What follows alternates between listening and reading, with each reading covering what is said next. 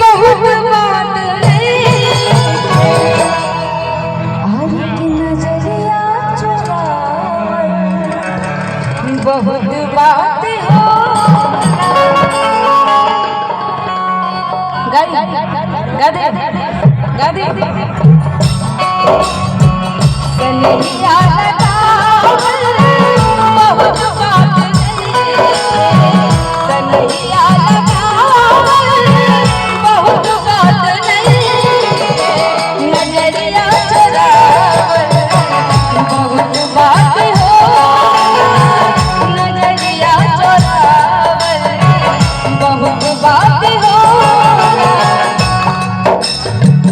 कन्हैया लगावल बहुत बात कन्हैया लगावल बहुत बात नजरिया चुरावल बहुत बात हो नजरिया चुरावल बहुत बात हो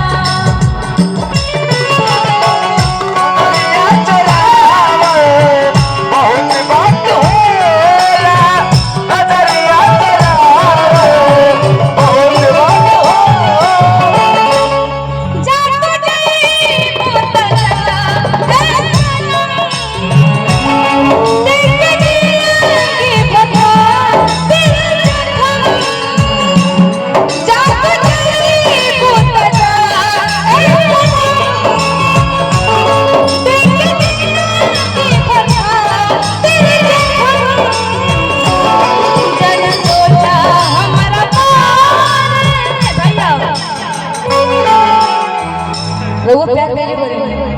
ऐसे आँख से आंसू आवता कि जन सोचा ओहो हर थमसी